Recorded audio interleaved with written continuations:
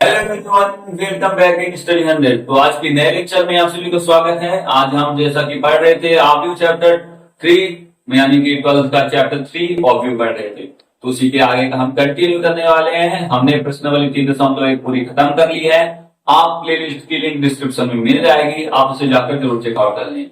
और चलिए तो हम आज शुरू करते हैं। प्रश्नावली 3.1 में क्या है वो जान लेते हैं। तो मेनली प्रश्नावली 3.1 में क्या है, हम उसमें आप लोगों को जोड़ सीखेंगे, घटाना सीखेंगे, गुणा सीखेंगे, बस यही चीजें हैं। तो चलिए देख लेते हैं। वैसे आपने ये सब सीखा हुआ है, ये तो मेरे ख्याल से आप फर्स्ट से पढ़ के आ रहे हैं, पर कोई बात नहीं, एक बार और पढ़ा देता हूँ। तो सबसे पहले हम देख लेते हैं दो अवयवों का योग। तो योग सभी को मालूम है कि हमें क्या करना है, प्लस करना है, सभी को मालूम है। तो दो अवयवों का योग कैसे होगा, ऑलरेडी अच्छा एक बात और है कि ये मैंने अपनी पहले लेक्चर में ये वाली चीज थोड़ी सी कवर कर ली थी कि ये वाला टॉपिक जो है, ताकि आप कुछ क्वेश्चंस कर पाए, क्योंकि उसके बाद हमारे लेक्चर्स थोड़े लेट आने थे, 2 दिन लेट आए थे। तो मुझे लगा 2 दिन तक आपको कुछ कर लेना चाहिए, इसलिए मैंने इसको कवर कर लिया था। लेकिन एक बार इसको फिर से अच्छे से देख लेते हैं, क्योंकि उस वीडियो की क्वालिटी भी उतनी अच्छी नहीं थी, तो हमारे पास टेक्निकल रीजन्स भी ज्यादा थे, आप कम है। चलिए देखते हैं। तो फॉर एग्जाम्पल हम कोई ऑब्जेक्ट ले लेते हैं, 2 4 8 7, और ले लेते हैं ऐसे नहीं, ऑब्जेक्ट है। आपको तो मालूम है कि ऑब्जेक्ट को हमेशा कैपिटल लेटर से लिखते हैं, पिछले लेक्चर से मैं समझा चुका हूँ। तो दूसरा ऑब्जेक्ट हम ले लेते हैं 2 8 और 5 3, ठीक है। तो अब ऑब्जेक्ट का योग कैसे होगा, ऑब्जेक्ट का योग उतना ही सिंपल है जितना नॉर्मल, मतलब ऑब्जेक्ट का योग आप समझ सकते हो उतना ही सिंपल है जितना सिंपल आपको आपका खाना खाना है। मतलब आपके सामने थाली में रखा हुआ है, देखना है, रोटी तोड़नी है, दाल में डुबानी है और खा लेनी है, उतना ही ज्यादा सिंपल है। सिर्फ देखना है कि हमें दिया क्या हुआ है, उसको प्लस करना है, और एक ऑब्जेक्ट की जो व्यवस्था रहती है मैट्रिक्स वाली, उसमें लिख देना है,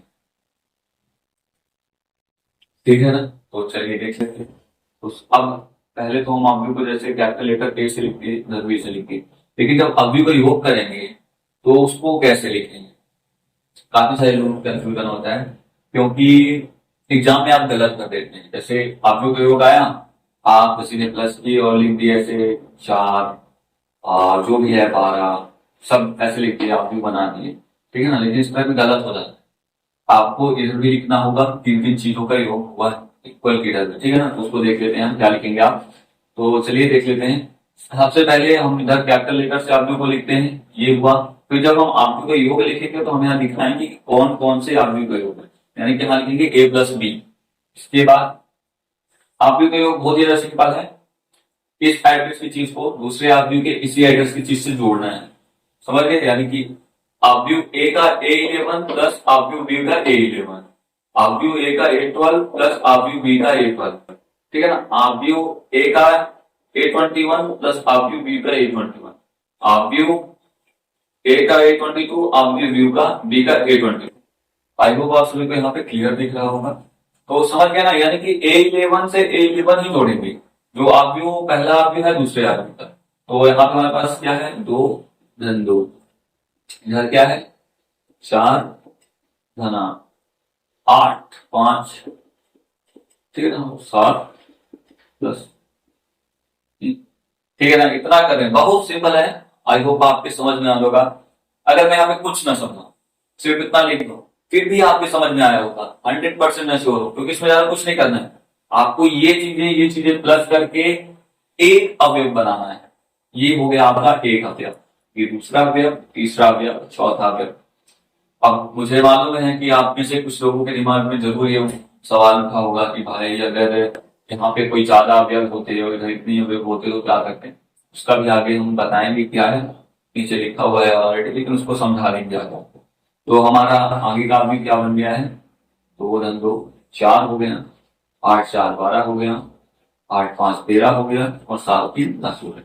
ये हमारा अवयव बन चुका है। ये a प्लस बी से a प्लस बी अवयव का योग बन चुका है, ठीक है ना। इतना आपके बहुत ही इजीली समझ में आ गया होगा। बहुत ही ज्यादा इजी कॉन्सेप्ट है, इसमें ज्यादा कुछ नहीं लगाना है दिमाग, कि कोई रॉकेट साइंस नहीं है कि आपको इसमें बहुत ज्यादा दिमाग लगाना पड़ेगा। आप मतलब मुझे ऐसा लगता है कि आपको बहुत ज्यादा आसानी समझ में आ गया होगा। तो चलिए आगे चलते हैं। तो आव्यूह का योग हम देख चुके हैं, मुझे मालूम है कि आप लोग सब आव्यूह का योग बनने लगा होगा, ठीक है। तो इसको हम मान के चलते हैं कि आपसे बनने लगा है। आगे देखते हैं आव्यूह की एक इम्पॉर्टेंट चीज, एक इम्पॉर्टेंट नोट जो आपको हमेशा याद रखनी है।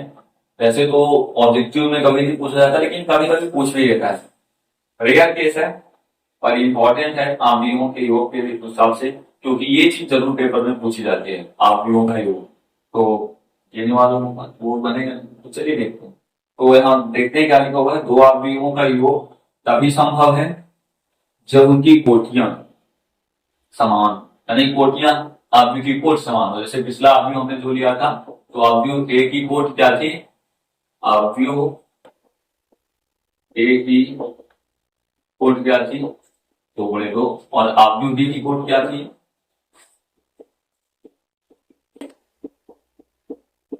2 × 2 थी। इसलिए इन दोनों का योग संभव हुआ। जैसा कि मैंने बताया एक्स्ट्रा वाला वो चीज नहीं हुई। जैसे देख सकते हैं आप कि 2, 4, 8, 5, ठीक है ना, ये वर्ग आव्यूह बन गया 2 × 2 कोट आव्यूह बी। फिर आव्यूह बी हम बना लेते हैं 4, 8, 9, 12, 15, 11, 7, 3, 2। ये आपके 3 कोट का आव्यूह बन गया।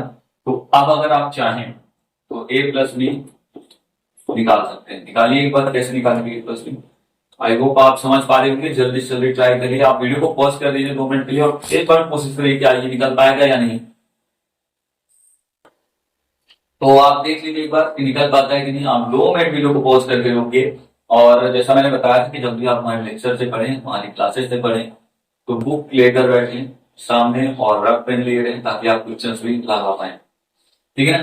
तो एक बार इसको आप निकाल के देखिए और बताइए कि आंसर क्या आ रहा है। कमेंट कर सकते हैं आप, ना तो आंसर ये वाला कमेंट हो ही जाएगा। तो चलिए देख लेता हूँ, मैं बताता हूँ। तो इसका आंसर लाना संभव ही नहीं है,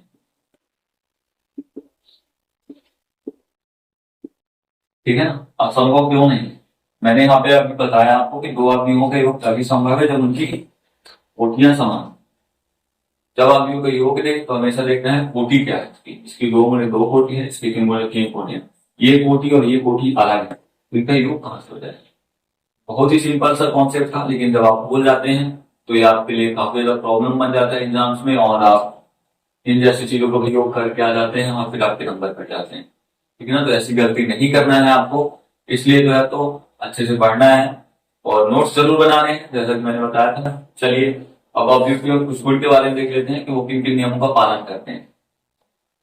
हाँ, तो अब आव्यूहों के कुछ नियम जान लेते हैं कि वो किन नियमों का पालन करते हैं, कैसे करते हैं आव्यूह के योग का। सॉरी, चलिए देखते हैं। तो आव्यूहों का योग क्रम विनिमय नियम का पालन करता है, ठीक है ना। आव्यूहों का योग क्रम विनिमय नियम आप जानते हैं, जिनमें पढ़ चुके हैं। क्रम विनिमय नियम क्या है, आव्यूहों का योग गुणा भाग। सदिश इसमें आपने 11th में पढ़ा होगा। क्रम विनिमय नियम, सहचर्य नियम कैसा होता है आप सभी को मालूम होगा। एक बार देख लेते हैं। क्रम विनिमय नियम ये कहता है कि आप 2 जोड़े या 3, ये आव्यूह की बात नहीं है, ठीक है ना। 2 धन 3 जोड़े या फिर 2 जोड़े, आना क्या है 5 ही है, ठीक है। लास्ट में क्रम विनिमय नियम का मतलब ये होता है। आई होप समझ में आएगा होगा। आव्यूह की मदद से आपको समझा दूं तो एक मतलब पंक्ति आव्यूह लेते हैं हम लोग, 4, 2 और 4, और ले लेते हैं 6 और 2, ठीक है ना।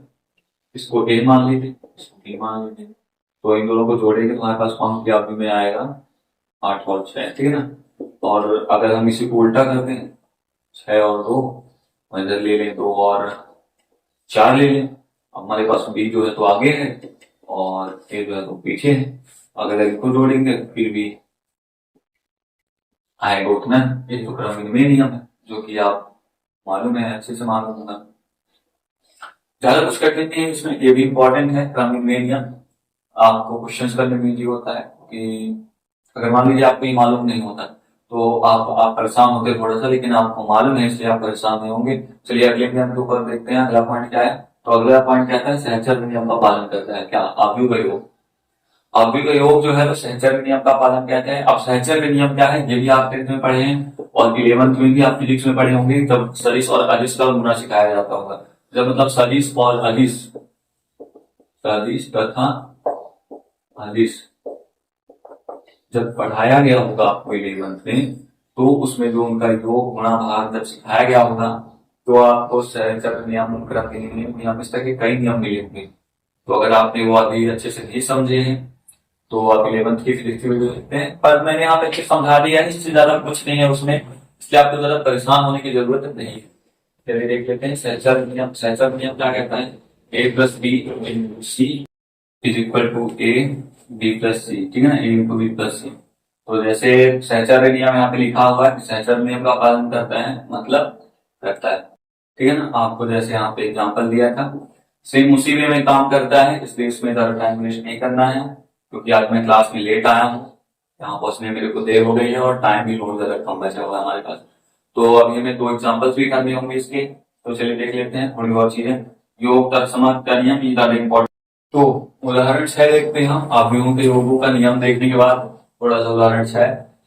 अब ठीक है, हमने अवयवों का योग देखा, प्लस करना सीखा। अगर प्लस है तो वहां माइनस जरूर होगा, तो अवयवों का माइनस भी होगा।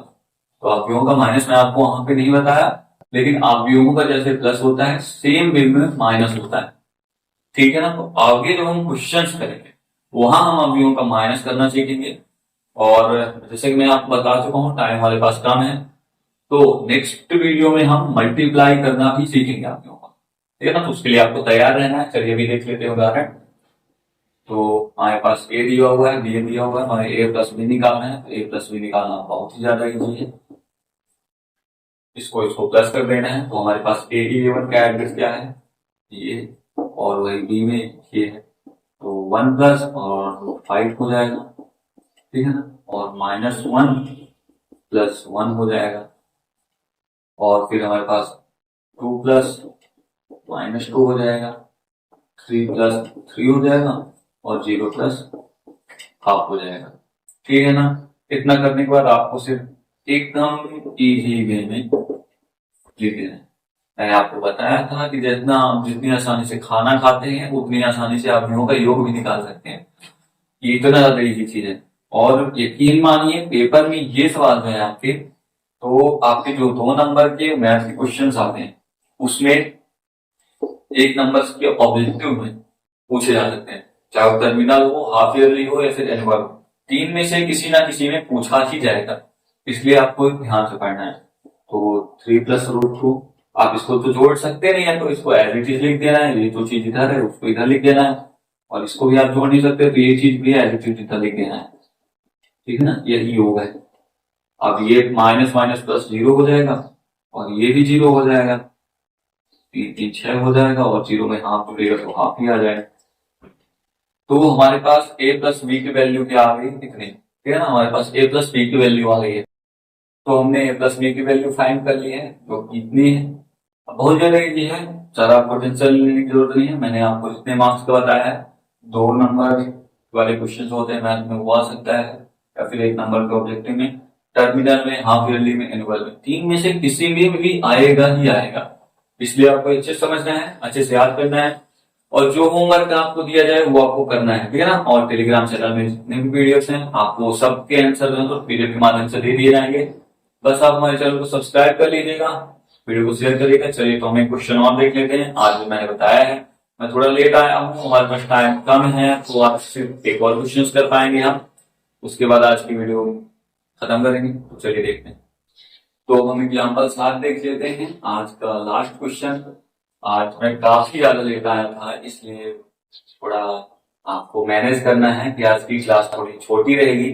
चलिए देख लेते हैं।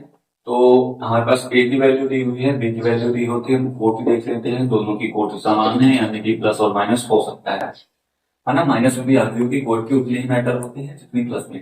तो यहाँ पे फाइंड क्या करना है, अब यहाँ पे माइनस निकालना है, ठीक है। तो अब माइनस कैसे निकालोगे आप, एक बार आप सोच के देखो 2 मिनट के लिए कि भाई प्लस हमने ऐसे निकाला था, अब माइनस में क्या करेंगे। कुछ लोग कंफ्यूज हो गए होंगे कि माइनस कैसे निकालेंगे, लेकिन जैसे आपने प्लस निकाला है सेम उसी में माइनस ही निकालना है। सिर्फ जैसा मैंने बताया है, खाना खाने जितना आसान है, बहुत ज्यादा इजी है। तो चलिए देख लेते हैं। तो एक काम करते हैं, अलग अलग चीज की वैल्यू निकालते हैं। सबसे पहले मल्टीप्लाई करके देखते हैं, ठीक है ना। मेरे को पहले आपको अवयवों का गुणन बताना चाहिए था, सीधे वाला क्वेश्चन कराना चाहिए था, लेकिन कोई बात नहीं, नेक्स्ट क्लास में बता दूंगा। ये इजी है, इसलिए आपके समझ में आ जाता है अवयवों का गुणन क्या है, क्योंकि मैंने बताया टाइम का है। ये वाला क्वेश्चन कर लेते हैं हम। तो 1 2 3 2 3 1, ठीक है ना। यहाँ निकाल क्या रहे हैं, 2a, 2 का मल्टीप्लाई कर ए में करने वाले हैं। तो क्या आएगा इसमें, जो 2 का मल्टीप्लाई है वो इन सभी से करना है, ठीक है ना। 2 का मल्टीप्लाई जो है तो इन सभी से एक बार करना है। अवयव में ये होता है, सरणी में अलग होता है, अलग अलग। चलिए तो मल्टीप्लाई करके देखते हैं। 1 2 4 6 4 6 एंड 1, तो ये हमारे पास क्या आ गया। अब आपको ये देखना है, आपको निकालना क्या है, 2a माइनस बी। जिस तरह से प्लस किए हैं उसी तरह से माइनस भी करेंगे। तो यहाँ पे हम 2a माइनस बी निकाल लेंगे। 2a माइनस बी, हमारे पास 2a की वैल्यू क्या है, तो 4 6 4 6 1। अब माइनस क्या करना है, बी, और बी की वैल्यू क्या है, 3 माइनस 1 3 माइनस 1 0 और 2, ठीक है ना। तो माइनस करना है, तो देख लेते हैं कि क्या आएगा इसकी वैल्यू।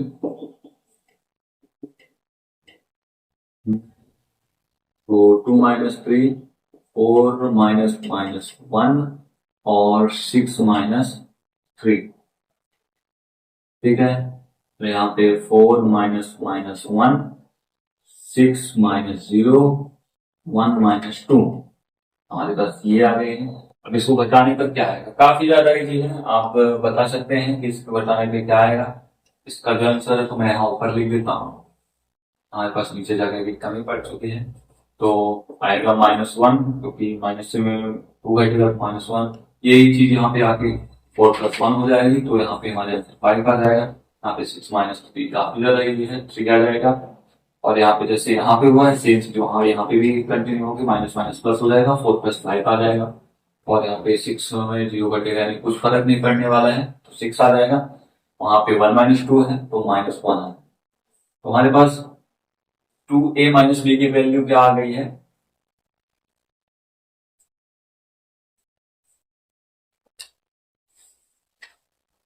तो हमारे पास 2a माइनस बी की वैल्यू क्या आ गई है, एक बार मैं यहाँ लिख देता हूँ। 2a माइनस बी की वैल्यू हमारे पास -1 5 3 5 6 और -1 आ चुके हैं। ये देखिए कितना ज्यादा आसान था, खाना खाने जितना आसान है, आपको ज्यादा परेशान होने की जरूरत नहीं है। तो जो है तो हमने समझा दिया है अवयवों का योग, अवयवों को घटाना, अवयवों का योग और घटाना, ठीक है ना। अवयवों का प्लस और माइनस दोनों चीजें इसमें, कल मल्टीप्लाई करना भी सीख लेंगे हम, और कल की वीडियो में मल्टीप्लाई करने के साथ साथ सारे उदाहरण और 3.2 प्रश्नावली कम से कम आधी खत्म करने की कोशिश करेंगे। कल की क्लास जो है तो लंबी होगी, इसलिए आपको तैयार रहना है, क्योंकि आज क्लास छूटेगी। तो चलिए मिलते हैं नेक्स्ट वीडियो में। आई होप आप सभी को सब समझ में आया होगा। जितना भी होमवर्क आपको दिया जाता है किसी भी टीचर के द्वारा, तो आप उसे जरूर करिए। सभी का पीडीएफ आपको टेलीग्राम चैनल में मिल जाएगा। वीडियो को शेयर करना है, चैनल को सब्सक्राइब करना है और वीडियो को लाइक जरूर करना है। बस इतना ध्यान रखिए, आप हमारे चैनल को सपोर्ट करिए तो हम आपके लिए उतना ही बेहतरीन कंटेंट लाते रहेंगे। क्योंकि अगर आप थोड़ा देखते हैं, वीडियो को शेयर करते हैं, व्यूज आते हैं, कमेंट करते हैं, तो एक अलग मोटिवेशन आती है कि हाँ बच्चे वीडियोस देख रहे हैं। इसलिए कमेंट जरूर करना है। तो चलिए मिलते हैं नेक्स्ट वीडियो में।